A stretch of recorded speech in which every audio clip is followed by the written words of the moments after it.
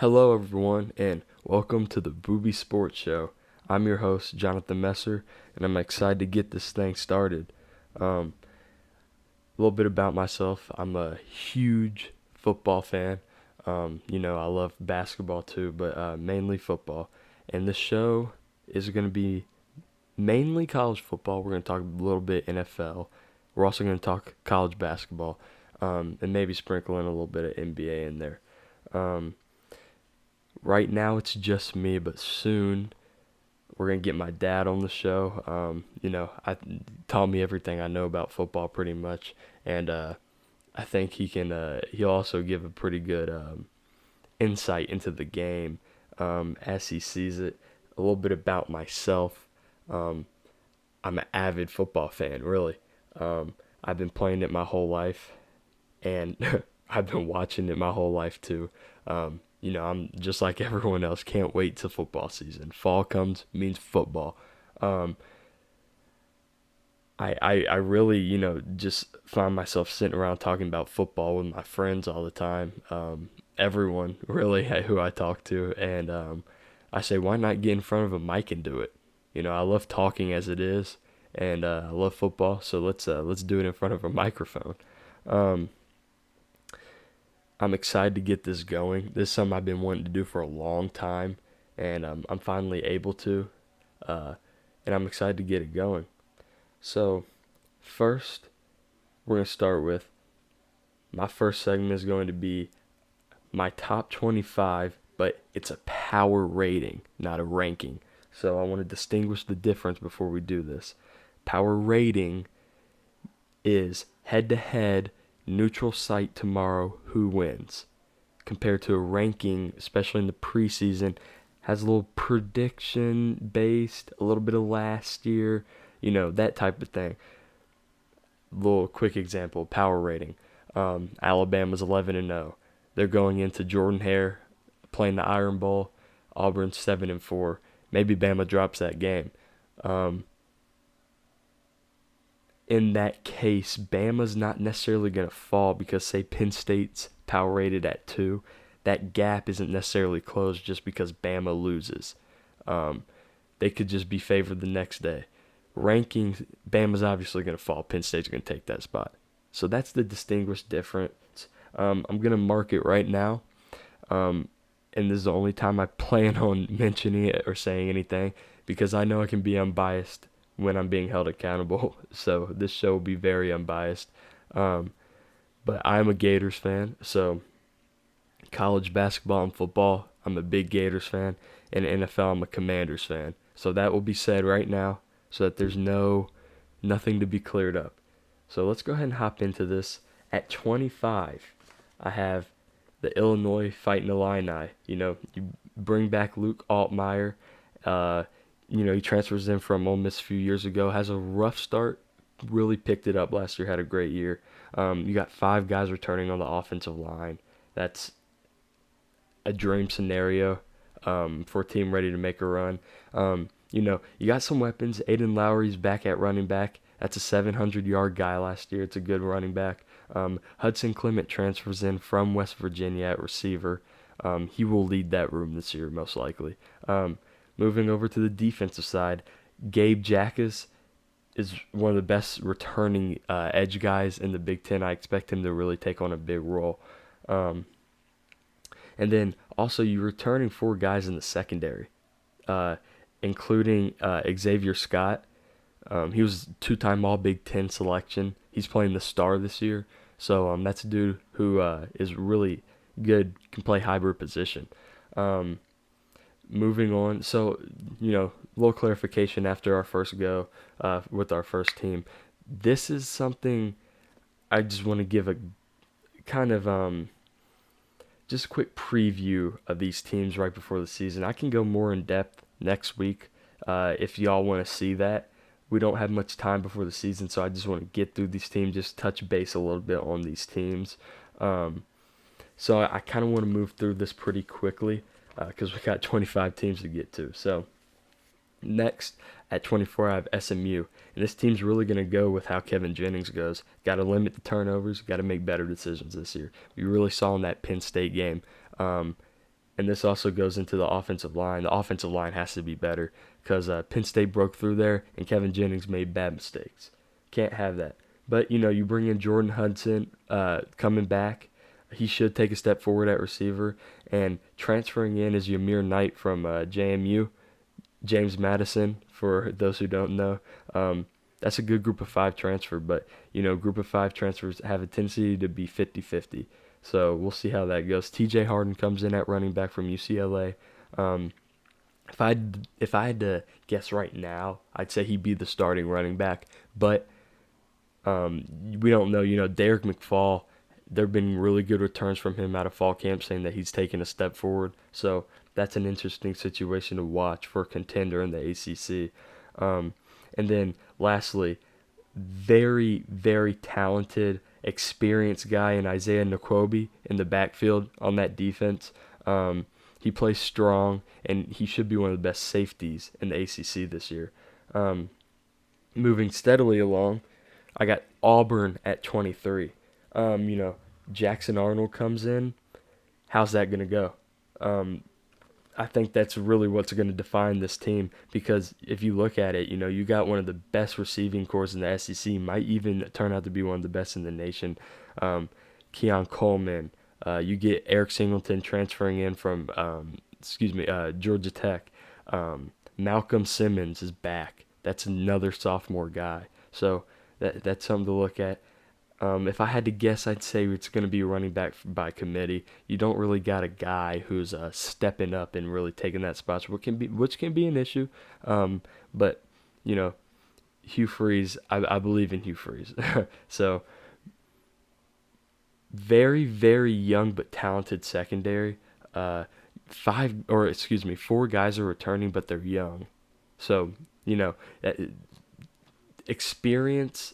I like to say experience doesn't always contribute to production and wins, because if you get a guy who's a freshman, he plays his freshman year, comes back sophomore year, can take a leap, compared to a redshirt senior who didn't play much but has been around the program, steps up and plays. He might not automatically add more wins to your total.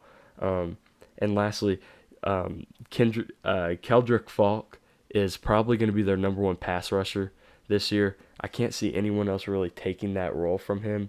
He's going to have to hold down that D-line. Pretty good run-stopping defense last year. But when it came down to it, teams were able to lean on them. That can't happen this year. Excuse me as I take a sip of water. Moving on to 22, Michigan. Now, everyone likes to talk about the whole NIL thing with Bryce Underwood, and it obviously played a part in it. You have to be crazy to think that they didn't play a part in it, him flipping from LSU, but that's not what we're here to talk about. We're here to talk about the team.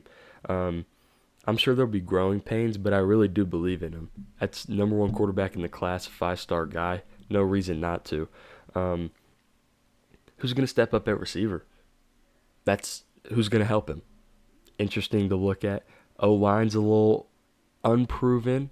And unproven is going to be a word that you hear me use a lot in the off season and days leading up to games, because I don't want to say is a hole or a dim or a bad spot, because I don't necessarily know yet. So that's where you're going to hear me use a lot, unproven. But Justin Haynes transfers in from Alabama at running back.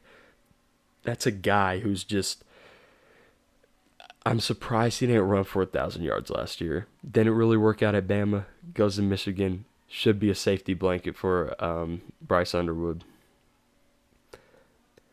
Trey Williams transfers in on the D-line from Clemson. Damon Payne, you really need those two guys to work out, because you're replacing Mason Graham.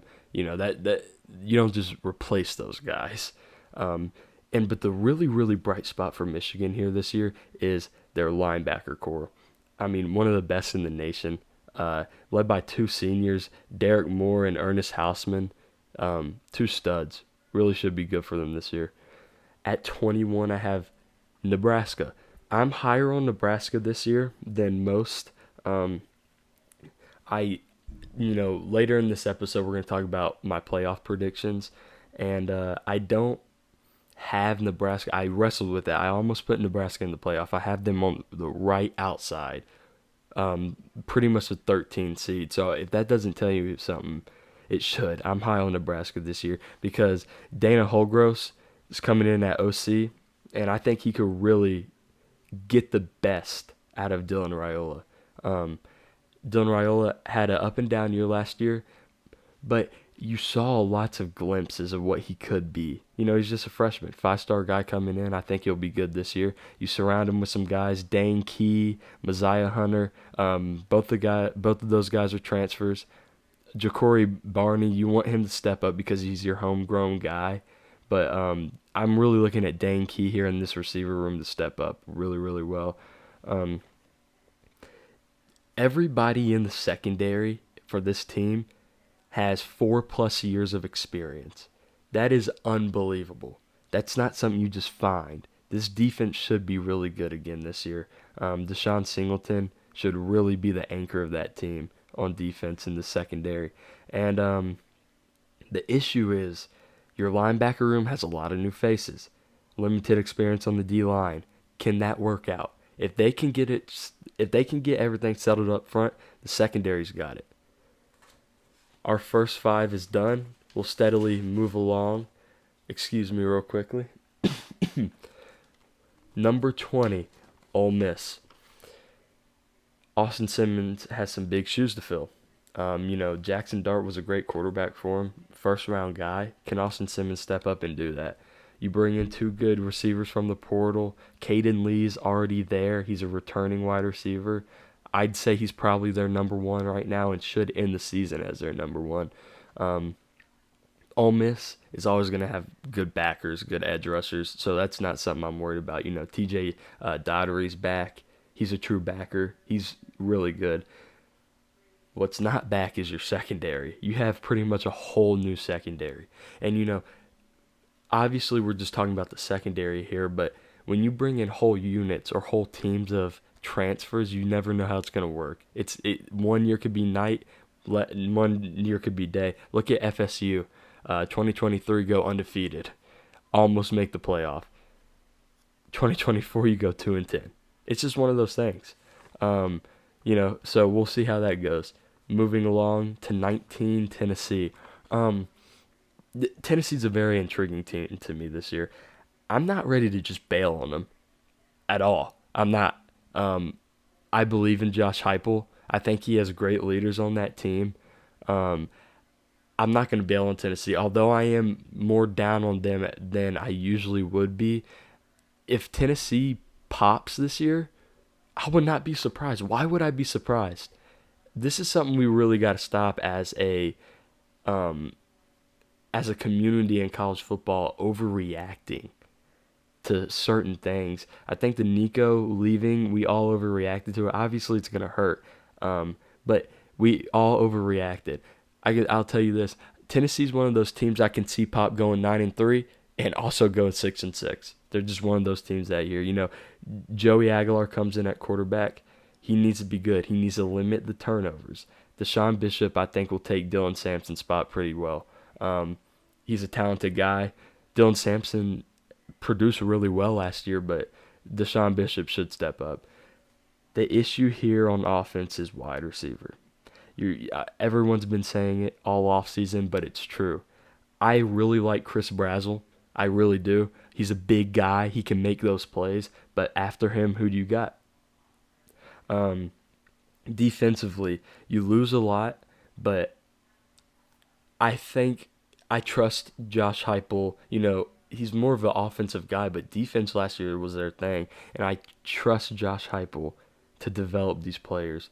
And I think their development of their 2 deep will pay off this year because I think you have one of the best corners, maybe the best corner in the SEC, and Gerard McCoy. And I think, no doubt, you have the best linebacker in the SEC in Arion Carter. Arion Carter is one of the leaders of this team. He's the best linebacker in the SEC. No one's going to move me off that fence. If you know me, you know why. Absolute dog. Is the leader of that defense and that team. But when you get two guys like that who can really lead, um, you can elevate those guys who were too deep last year to being studs this year. I've seen it before. Um, Moving along to 18, I got Georgia Tech. Georgia Tech, I could really see competing for an ACC championship and a playoff spot. They're a physical team, like always. You bring back Haynes King at quarterback, just a dog. 4th and 1, he's getting the first down. Load it up. Load it up. Because Haynes King is getting the first down. Jamal Haynes Jamal Haynes is an elite running back coming back. You usually don't just bring back a backfield tandem like that with QB and running back that good. So they're very fortunate for that. You bring in one of my favorite receivers in all of college football. I know I talked about the group of 5 receiver spot or transfer spot being a little iffy 50-50. With Eric Rivers, it's not going to be. Dude's a dog. That dude could compete on Sundays right now. Kyle Eifert is back at linebacker, moving over to the defensive side of the ball. And you know who he is. You might not know his name, but you've seen him. Number 44, guy with the neck pad. Looks like he's playing in the 80s. That's a linebacker, son. That's what you love to see, and especially on a team like that's that physical is amazing. And this is another one of those teams with 4+ years of experience at a unit. For them, it's their secondary. Their secondary should be really good this year. I have some questions up front, but if they can hold it down, then you're not going to move the ball on this team. And just a little clarification: when I say 4+ years of experience, I mean they have either a senior or a redshirt senior in a spot. That's what that means. Moving along to Kansas State at 17. So I'm actually going to pick the Kansas State Iowa State game today on today's show. But a little spoiler alert right now, I have Kansas State at 17. It's going to come down to Avery Johnson. He's got all the talent in the world. Just needs to be a little smarter, make better decisions. Dylan Edwards is a transfer guy at running back from Colorado. Great talent, really good in the receiving game too. He needs to take a step forward. Jace Brown is an elite wide receiver, one of the best receivers in the Big 12, and really is one of the best receivers in the nation too. He's a guy that just anytime you hit him on a slant, it could go for a touchdown. He can get behind you on defense. He could take a screen to the house. Really special talent there. This offensive line, everyone has 4+ years of experience. You love to see that, especially in an era with NIL and the transfer portal, where you really get guys who come together, have the same culture, fighting for the same thing. You love to see that. Very young but an unproven secondary, but they got a lot of talent. Let me tell you, you look at those guys. I want you to look at Kansas State's recruiting class from last year. It's a bunch of 3-star guys, but watch the tape. I mean, it's a lot of underappreciated stars. That's why they win so much. That's why they've been so effective in the Big 12. And they got 2 guys at corner who were freshmen last year who played some, who are going to be sophomore this year and starting. I trust them. Let me just tell you, I trust them. The D-line is a question mark, though. Cody Struffelbean will step up and be the number 1 edge guy. But who can bring it with him? Who else is coming? Who's gonna step up and say, I'm with the Struffelbean. I'm with him. You know. Moving along to number 16, I got USC. So it seems like the college football public, at least the AP, has given up on USC. I don't know why. I still think that they can be a good team. You know, Lincoln Riley completely overhauled his thinking when it comes to football and a roster. Really went defensive heavy and thinking, so how's that going to go? Jordan Maeva is filling Miller Moss's spot at quarterback. He's a young guy. Inexperienced. He's got to play well because you bring back Mekhi Lemon and Jacoby Lane. Those guys, You got to take a step forward at receiver. Elijah Sanders, 1,000-yard guy coming in at running back from New Mexico. He should pop this year, really. Rashawn Silver, D lineman pickup from Kentucky. Dude's a stud. Every SEC team wanted him, and he went out west. You got really good linebacker talent, but my question is in the secondary. It's a hodgepodge, man. You bring 2 starters back, or 2 returners, yeah, but you got 2 transfers and a freshman. Are they going to mold together? How's that going to go? Arizona State at 15, number 1 in returning talent. This team I can really breeze by because I think we all know, Sam Levitt's a dog. O-line only replacing 1 guy. Kanye Udo is a guy transferring him from Army. 1,000-yard rusher and a very physical offense. Jordan Tyson is one of the best receivers in the Big 12, really in the nation. Once you take away, Ryan Williams, Jeremiah Smith, those type of guys, then you start getting into the conversation, and Jordan Tyson's name comes up in that. Every single starter but 1 is back on defense. Every single one. That's all I got to say about that. Elite defense coming from a playoff team, too. Picking up the pace a little bit. We got some more teams to get through. So we're going to try and speed it up a little bit. Just touch base on these teams because we got some more segments to get to. Texas A&M I have at 14. What's Marcel Reed? He needs to take a step. He wasn't bad last year. He needs to take a step forward, though. This offensive line will help him do it because it's elite. This is what you truly call an elite offensive line. You get good guys outside at receiver to help him out, but really, Le'Veon Moss and Ruben Owens, there's 3 teams that I think really have the best 3 duos in the backfield, and Texas A&M is one of them. Insanely good duo. Cassius Howard on the defensive side of the ball at edge will be a breakout guy. Mark my words, will be. Absolute stud. And but the defense needs to improve. Elko's a defensive guy coming from Duke.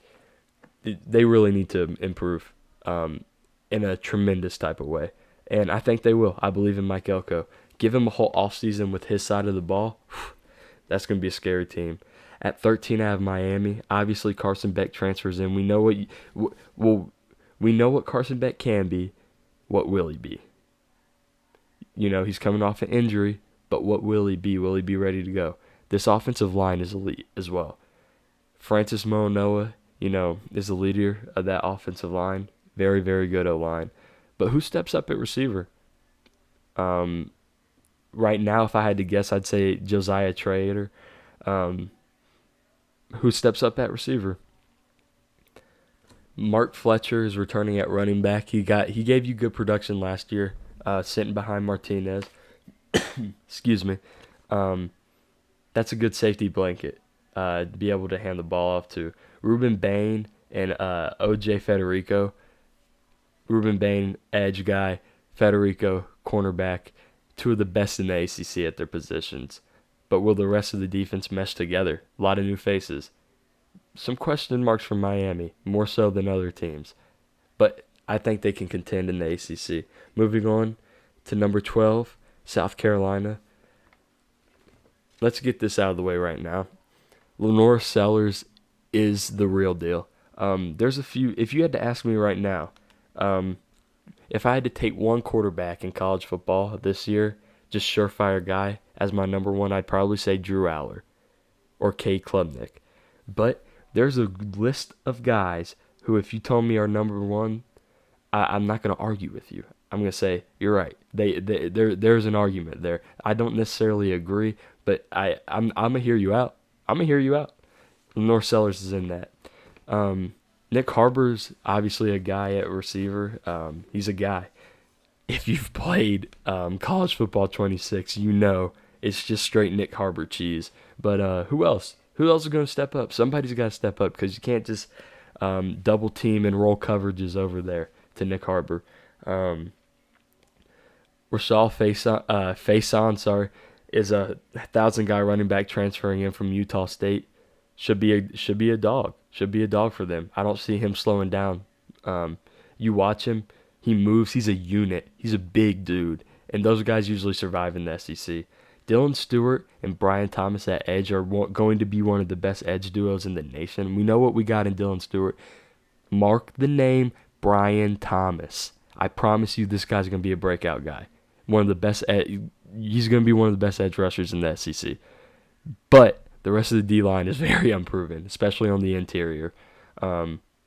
That's got to be cleaned up. You got to, that has to be, looking for the word, serviceable, at least, because you got the guys on the edge.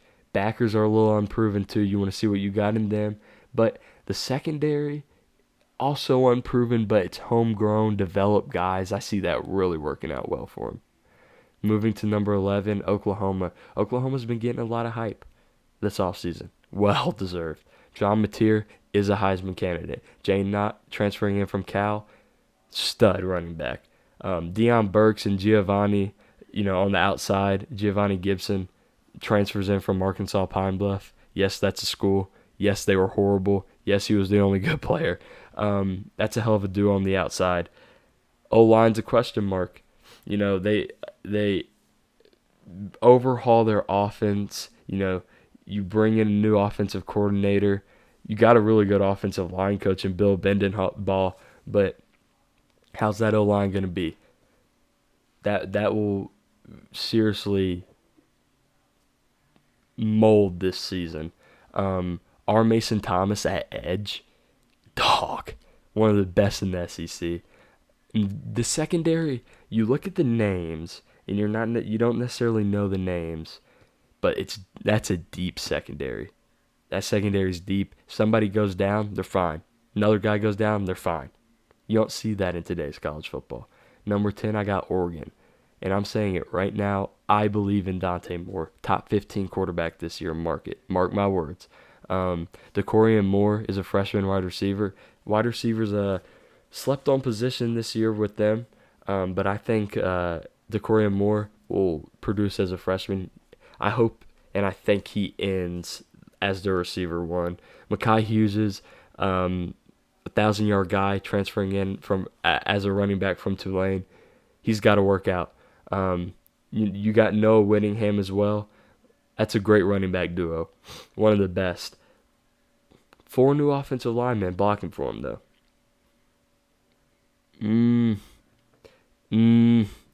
It's one of those things where you just got to hope it works out. Very talented defensive line. Obviously, Oregon's recruited very well. That's no surprise. A lot of transfer guys in the secondary. But I trust Oregon when it comes to transfers. Show me a transfer at Oregon that hasn't worked out. You can't, because they don't exist. Dan Lanning knows how to work the portal. Moving on to number 9, I have LSU. Garrett Nussmeier needs to limit the turnovers. I love the big play capability, limit the turnovers. But this offensive line has lost a lot, and it worries me. It really does. A lot of these teams that are question marks at offensive line, I'm a little worried about LSU. Just listening to fall camp intel, O-line's worrying me a little bit. Need good offensive line play. They're set at receiver. I mean, just transfer after transfer. You got guys who've been there, just great at receiver. Nuss has any weapon he wants to use. Caden Durham, he's back at running back, great back. And obviously, going back to the defensive side of the ball, you got Harold Perkins is back from injury, 5-star guy, one of the best. As a freshman, was a freshman All-American, stud. And then you got the Week brothers at linebacker, especially Whit Weeks. Whit Weeks is really good. But the Weeks brothers, that's one of the best linebacker duos. And how awesome to play in Baton Rouge, Death Valley with your brother, hitting licks at at backer. I mean, that's a dream come true right there. All right, controversy, and I'm here for it. I got Georgia at 8. If this was a ranking, I'd have Georgia higher just because of the difference in a ranking and power rating, but I am lower on Georgia this year. Let me say this. I've picked Georgia to win the national championship the past 3 years. I am a Florida fan, obviously. That's only going to be said on this first show. That's the only time I plan on saying it. Um, it's this first show. Obviously, I'm a Florida fan. There's a rivalry between Florida and Georgia. That's obvious. But on this show, I can be unbiased. And I can tell you this right now. Georgia's the best program in college football. They have the best head coach in college football. This team's just going to be a little down. That's fine. It happens. It's college football. New era college football. Which I have also been on the record stating Georgia's going to survive this era of college football and still be the best program. But I'm low on Gunnar Stockton. I love the tenacity he plays with, and I love how he can rally the locker room. I'm just not big on him. We'll see how it goes. But this is the best receiving core they've had in a while. Zachariah Branch obviously being the main guy that you think of transferring in from USC. I don't want to throw too many names out there because that just turns into mush for a lot of people. But Dylan Bell, there's a lot of them. My question is the O-line going to be good? They weren't aggressive in the portal like people thought they would be, so they trust their guys. That better pay off because they could not run the ball last year. Can they run it this year? That's my question there. Elam and Mendoza is an elite. When you talk about just elite football player, think Elo. This guy is a linebacker coming from Army. Explosive is an overused term. Just like generational talent is an overused term nowadays. This dude, I'm not going to say generational talent. I'm going to say explosive. Extremely explosive. Watch the film, elite. Dylan Everett at corner and KJ Bolden at safety. Those are both elite talents. But the rest of the defense is a little unproven. I trust Georgia. I trust Kirby Smart. But my issue this year is the too deep. They don't got it like they have. Georgia in the past has won because their too deep has been capable of stepping up. I look at that depth chart and I'm thinking, it doesn't look the same as previous years. Continuing into the controversy, I have Florida at number 7. Little spoiler alert, I think Florida's going to beat Georgia this year. You can call me biased, and this is what I'll say. If Florida is not in the playoff race at the end of the season, I will record a video of me with the clown nose on, post it anywhere I need to post it, and say I was stupid. But I believe in them. I think they're going to be good this year. DJ Lagway speaks for herself. Jaden Ball in the backfield speaks for herself. J. Michael Sturdivant transfers in. Eugene Wilson's there, coming back off an injury. You get Vernell Brown, Dallas Wilson, 2 5-star receivers, the top 2 receivers out of the state of Florida. But what really, really is going to set the tone for this team is the offense and defensive line. Top 5. Both of them are top 5. And if you don't believe me, you can check any rankings. I mean, even look at PFF. PFF has both of them ranked 4th in the nation. Because you got 2 potential first-rounders on both sides. Defense, Caleb Banks, Tyreek Sapp. Offensive line, Jake Slaughter, Austin Barber. And then you look at the linebacking core, Pup Howard, Miles Graham, Aaron Childs, Jalen Woods. It's just so much talent. This is the first year in a while where I think Florida can contend. I've been realistic about Florida the past few years. In 2022, it was what it was with Anthony Richardson, Billy Napier's first year. I didn't really know how to feel about it. 2023, I predicted them to go 7-5. They went 5-7. They disappointed me. Last year, I said 8-4 because I thought they'd take a step forward. They went 7-5, 8-5 with the bowl game win. So I was pretty close. I'm not predicting Florida to go 11-1 every year. That's just not what I'm gonna do. I'm not gonna sit here and be biased about it. Moving on to number 6, Notre Dame. Coming off a national championship appearance, close loss to Ohio State. What's CJ Carr? What's he gonna be? I think good. I think good. He's got great arm talent. He can move well in the pocket, and that's a lost talent nowadays. That's a lost art. He brings it back. One of the absolute, like I said with Texas A&M, and you're going to see it with Penn State too. One of the absolute best backfield duos in the nation. Jeremiah Love and Jordan Prince, elite. Jeremiah Love is probably the best running back in college football. Jordan Prince by his side is ridiculous, absolutely ridiculous. Thank Sonny Michel, Nick Chubb, like or better, ridiculous. Um, Need a receiver step up. If it's Jaden Greathouse, great. That's who I would. That's who I want to see step up. Um, Help CJ Carr out. Pretty good offensive line. You got 3 starters coming back, 2 new faces. I think that blends well. Um, the secondary is elite. This is one of the best secondaries in college football. One of the best returning secondaries as a unit I've seen in a long time. Um, D-line is a little inexperienced, but what helps with that is having a good linebacking core. And Drake Bowen is a stud. Guy's ridiculous. Watch some of that film. You want to see someone who will thump your behind? Watch him, son. All right, moving on. Pause. Moving on to my 5th-ranked team, I have Ohio State. Julian Sayin, former 5-star guy from Alabama, transfers in last year, wins the job this year. And I think he'll live up to the hype. I think he's going to be a good quarterback. Insane receiving core. I'm not going to throw all the names out. Actually, I'm going to throw all the names out there. Jeremiah Smith, Carnell Tate, Brandon Ennis. Like, this receiving core is as good as it gets. Ohio State is receiver U. Stop trying to argue with it. Embrace it. This new line is battle tested. Not guys who've necessarily started, but they're battle tested. You'd love to see it.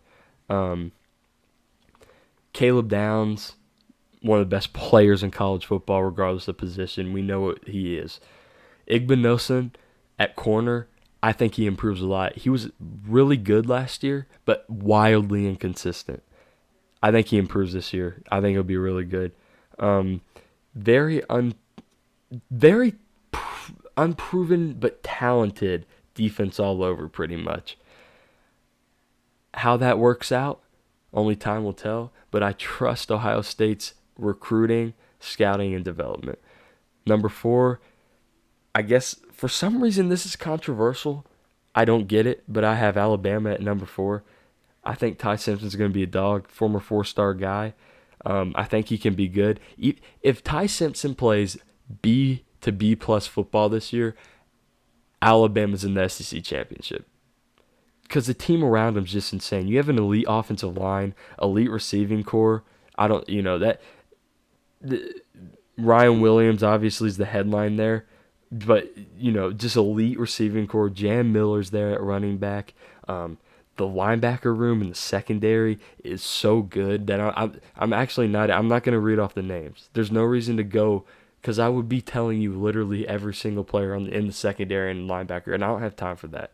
Just know that everybody in the backer room and the secondary is all SEC capable. D-line on the interior is a little unproven, but you make up for that by having great edge rushers, and LT Overton's going to be that this year. Number 3, I have Clemson. Cade Klubnik, I already mentioned the fact that I think he's the best, possibly the best quarterback in the nation. Got 3 great receivers. All of them have all 3 of them will be playing on Sunday. Think back to the Jalen McMillan, Polk, Romo Dunze, Washington trio at receiver. That's what you got here. Mark my words. T.J. Parker's one of the best one of the best defensive end guys in the nation. He might be the best edge rusher in college football. He has a claim for it. Offensive line is going to be great, but what do we got at running back? Show me. Week 1, LSU comes to Clemson Death Valley. What we got there? What we got at running back? Because Whit Weeks is going to come clean you. Whit Weeks will come clean you, son. I got to see something. Really good secondary, very experienced.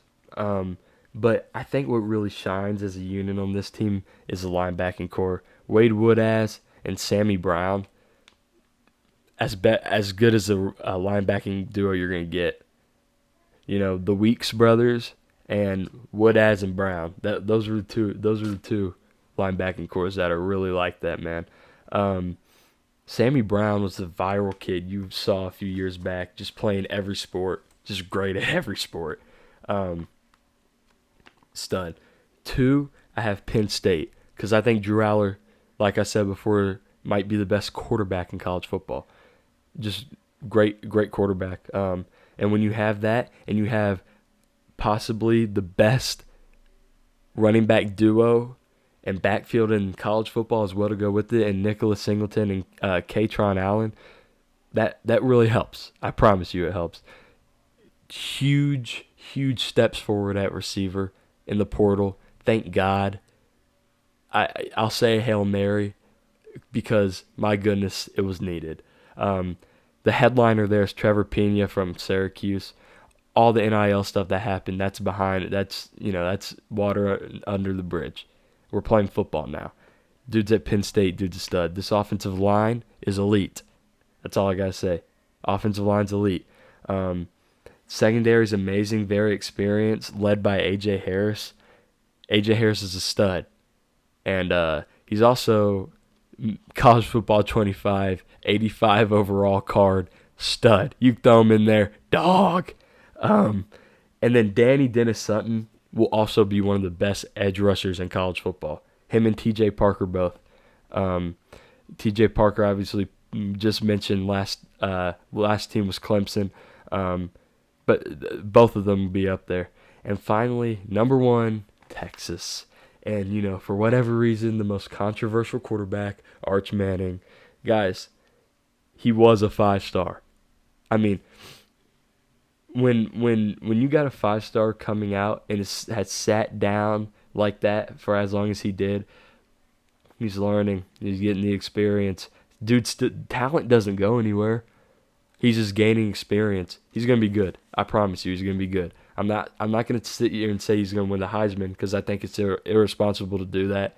I learned my lesson with Nico, overhyping people. But I think he's going to be a good quarterback. You need guys to step up at receiver. Most desirably, Ryan Wingo, just because he's your guy. He's a sophomore. You want him to be the guy.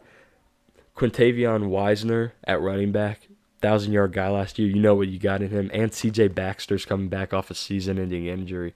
That's a really good running back duo as well. It could be one of the best in the SEC. Inexperienced offensive line, though. Texas in the trenches, I trust their recruiting. I trust how well they can go and get players in the trenches, but you need that offensive line to work out. Give Arch a little more time back there to make his decisions, especially to start the year, to get him in the flow of things. Colin Simmons, these top three teams, what do they all have in common? They have possibly the best pass rusher in college football coming off the edge. Colin Simmons is that for Texas. Elite. Then you go back to the linebacker, you got Anthony Hill, one of the best linebackers in the SEC. And the secondary is really good. This is a very good secondary, led by Michael Taffy, white safety, very rare, but he's a baller. You'd love to see it. So that rounds out my top 25 power ratings. Feel free to hate me in the comments. Feel free to praise me in the comments. Please comment. At that, comment, like, and subscribe. It really helps grow the channel. I'm really trying to start this, build this. It really does help out. Even if you just want to shoot a little question down there to help, that helps me out, make new segments for the show. Tell me what you think. Moving swiftly along, we're going to go into my conference championship predictions. Okay. I flipped a coin because I don't want to show any bias. So we're going to start this. ACC. We're starting with the ACC. My conference championship prediction is Clemson as the number one team coming out of the ACC, playing Georgia Tech. For reasons mentioned in the ratings portion of this show, I I'm trying to find the words to describe how beautiful this matchup would look for an old-time college football coach. This would be one of the most physical football games you would see in our times of football. Could bring a tear to my eye. That's what you love to see in football. I do have Clemson winning this game. Sadly, I think Georgia Tech drops out of the playoff by losing this game, but I have them at 14, barely missing. Clemson's just got too much star power. I love Georgia Tech; they're the underdog, but Clemson's got too much star power. I mean, they're really good. K. Klubnik. Obviously, you don't really have a distinguished running back per se, but that receiver room is elite. 3 NFL guys in that receiving room. You can't go wrong with that. Defense is strong, solid. I think that's really what carries Clemson here to a win against Georgia Tech. Moving to the Big 12, I have Kansas State as the highest team coming out of the Big 12, Arizona State as the second, but I do have Arizona State winning. I think Arizona State is going to be a better team, just the way I have each team losing. I have both of them at 11-1. Just the way the rankings would fall, Kansas State would be ahead of them coming into the game. But I think Arizona State wins. Team's just really good. Everyone returning pretty much. You don't get that nowadays. Number one in returning talent or production, excuse me. I think that carries them to a victory here against Kansas State. Even though Kansas State's a team that I really think will bounce back this year. I think Avery Johnson takes a step. I think Dylan Edwards takes a step. But sadly, I just don't think it's enough. I don't think it's enough. Some of that inexperience might bite them in a big game like that. But spoiler alert, I do have them still making the playoffs. Now to the Big Ten. I have Penn State as my highest seed, and I have Ohio State coming net playing them. This would be a very, very highly anticipated matchup. I actually have Penn State beating them at Ohio State in the regular season. In this matchup, I had the same thing. No hate to Ohio State. They're going to be a great football team this year. Don't get me wrong. But I think Penn State just really is loaded this year. Now, I agree. They're going to have to show me. I'm going to have to see it to believe it, but I really do think they're going to show me. And that's why I do have them winning the Big Ten. I think all the guys are turning, and especially Drew Aller. I think it's Drew Aller season. So that's what I got there. And in the SEC, I have Alabama beating Texas. I have Texas being the lower seed, Alabama being the higher seed. Like I said before, if Ty Simpson plays B to B plus football at quarterback, Alabama can win the SEC, and I think they do. I think they get that at least B football out of Ty Simpson. The rest of the team, you look around them, it's just stacked. Texas is really good too. I think it'll be a close game. I think it's going to be another one of those Alabama, Georgia 2018 kind of finish. Close game. And if somebody were to come in here and tell me Texas wins, you're not going to get a single argument out of me. Not one, I promise. And lastly, I included this conference championship game in here because I believe it will decide who gets in at the group of 5. And I'm sticking my neck out here a little bit. I think UNLV wins. I think they beat Boise State. I think Ashton Jeanty meant a little too much to that offense for Boise State.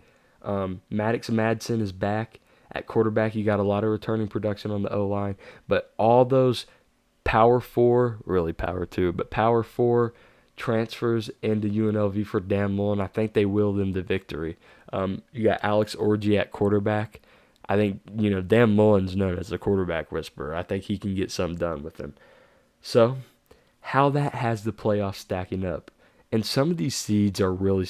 This is just how I see, if everything plays out the way I think it will, how I see the committee placing these teams. All of this could be rearranged. Really and truly, a lot of it can be rearranged. Let's go ahead and get started. I have Alabama at the 1 seed, Penn State at the 2 seed, Clemson at the 3 seed, and Texas at the 4 seed. So those are my 4 first-round byes. 5, I have Notre Dame. At the 6 seed, I have Ohio State. Controversial, I get it. I think you could flip either of those two. And I think, really, depending on how close each conference championship game is, I think you can flip Texas and Ohio State. Here's where it gets really controversial. I promise you this isn't bias. I truly believe. I have Florida at the 7 seed. It's a tough schedule, but I think they're built for it. Spot the ball. And this is the whole thing about a schedule. Yes, you have a schedule put in front of you for week-to-week ball, but that's exactly what it is, week-to-week. You still got to play the Florida Gators. You still got to play them. And I'll say the same thing for Georgia. You still got to play the Georgia Bulldogs week-to-week. You get Texas and Alabama coming in there into Sanford Stadium. Still got to play the Georgia Bulldogs. But Florida at 7. I have Oregon at 8. I think Oregon misses out on the Big Ten title game very, very closely, but I have them at 8 making the playoff. Number 9, I have Arizona State. Big 12 winner. I think they fall. Not fall, but I don't think they're a higher seed simply because the Big 12 champion won't be weighed as high as a 10-2 Oregon, if that makes sense. Even though Oregon, in my prediction, isn't making the playoff. Number 10, and I can tell you, you can flip these 10 and 11 easily because I had it one way originally and I flipped it. But 10, I have Kansas State because I think Kansas State will be 11-1. I think they get in because they're not a 2-loss team in the regular season. Number 11, I have Georgia. Originally, I had those flipped. And then 12, I have my group of 5 team. I have UNLV. How that playoff bracket would shape up. I have Oregon playing Arizona State in the 8 and 9 game. Arizona State will go to Oregon. The winner of that game will play Bama. In the 5 and 12 game, I have UNLV going to Notre Dame. The winner of that will play Texas. In the 7 and 10 game, I have Kansas State going to Florida. The winner of that game will play Penn State. In the 6 and 11 game, this will be one of the greatest college football playoff matchups we've ever seen.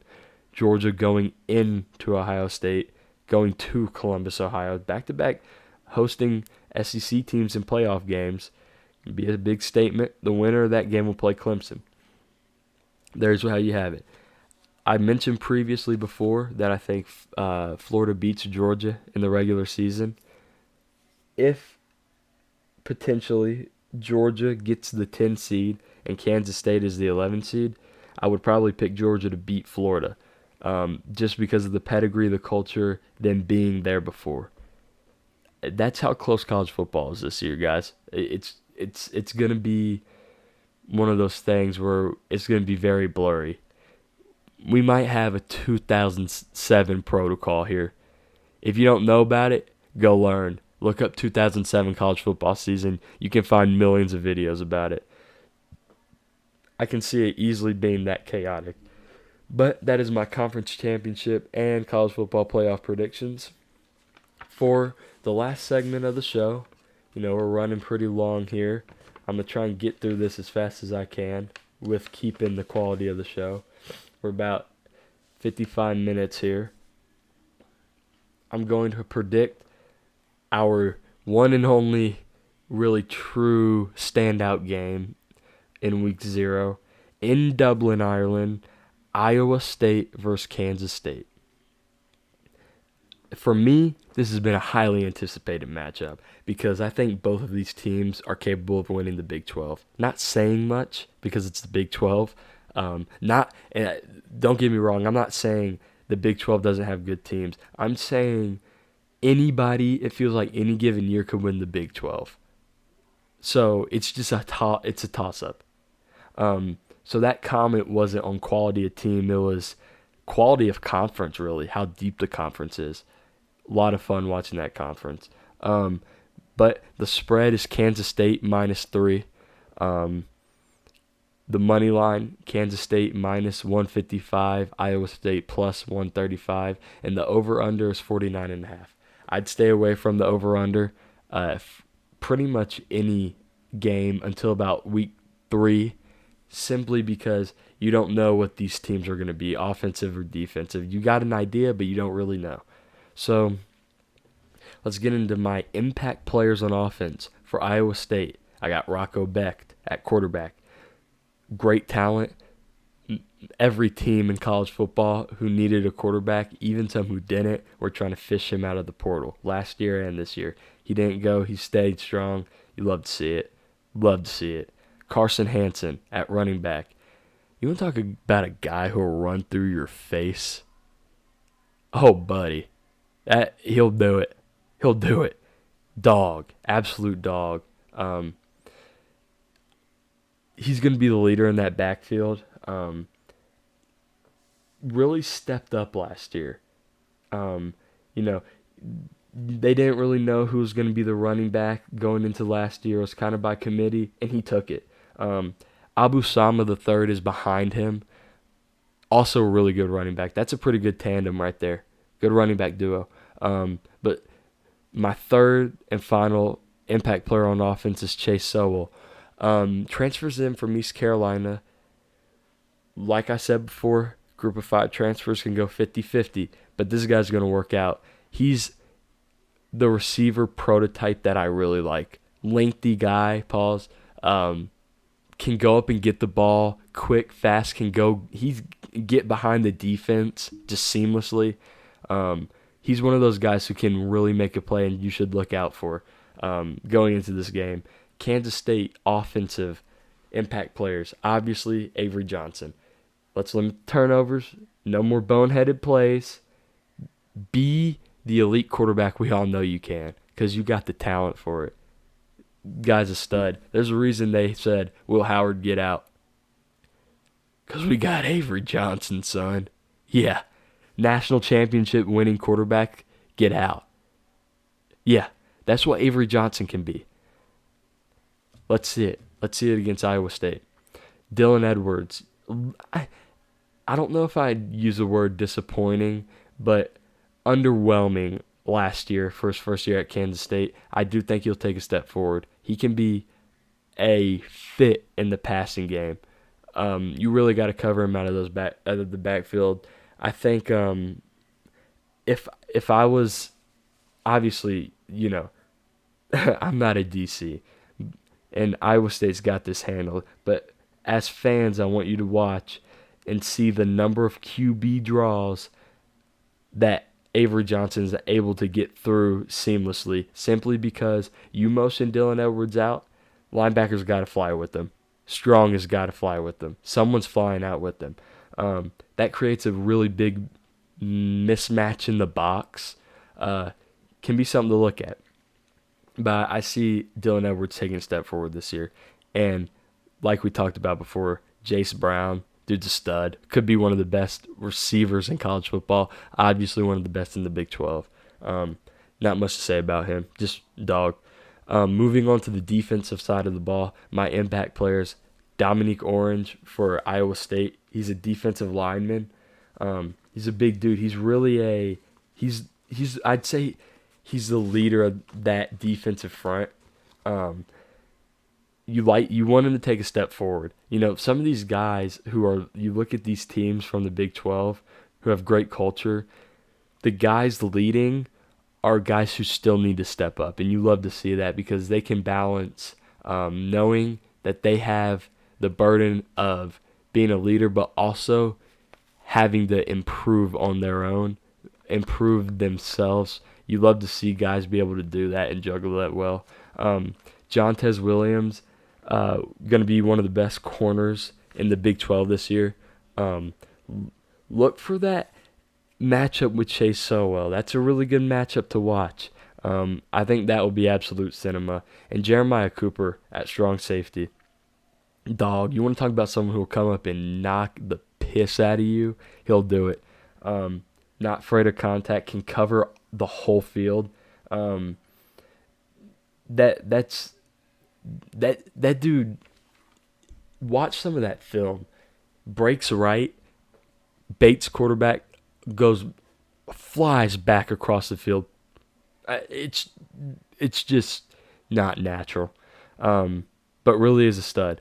Moving on to Kansas State, I got VJ Payne, also a strong safety, and also will be one of the best safeties in the Big 12. He's a guy that you don't worry about in coverage. A lot of times you do with these strong safeties, they're pretty much linebackers. He's not one of them. He's a guy who can cover. Really good talent. Desmond Purnell, at linebacker. Very underrated guy. He's one of those guys who's kind of flying under the radar, simply because he's not a big name. Now, if you're an Iowa State fan, not even flying under the radar at all. If you're a Big 12 fan, not flying under the radar. You know what he was. He was a stud last year, but sadly for the nation, a lot of people don't pay attention much to Big 12 football. Start doing it, please. It's so much fun. But Desmond Purnell, stud at linebacker, and Austin Romaine. Now, this guy, it could be flying under the radar even for Kansas State fans. Dude looking to make a step forward. If him and Desmond Purnell play well together, that's one of the best linebacking groups in the Big 12, 100%. And when you think about Big 12 football, you think smash mouth, run the ball, line it up, and run it. And I love it. And that's what that running or that linebacking duo can stop it. I love it. I just can't get enough of Big 12 football. My goodness, that's contact. That's warming the hearts of old school football fans. All right, let's get into my pick.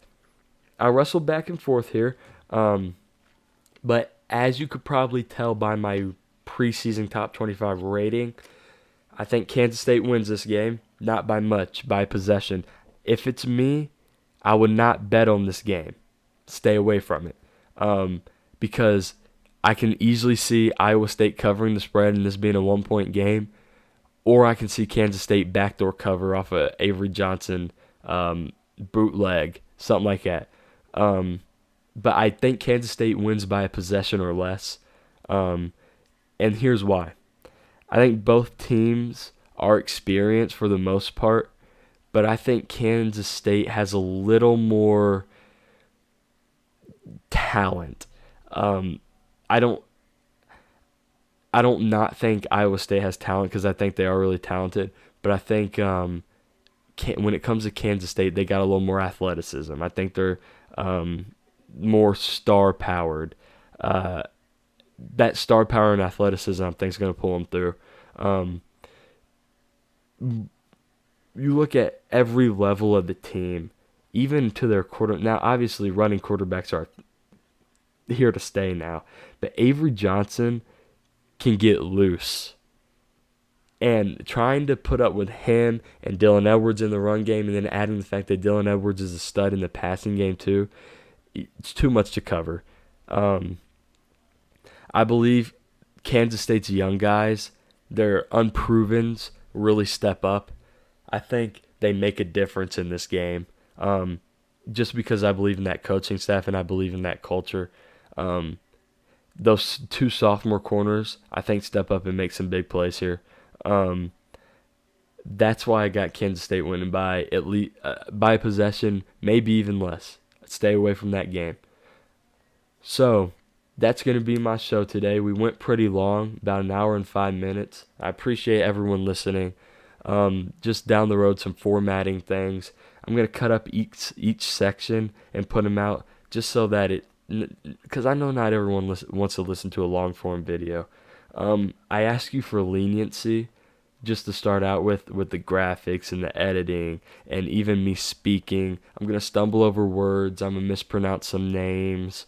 Um, I'm gonna mix up some words like, you know, I could be talking about Kansas State. And I might say Iowa State.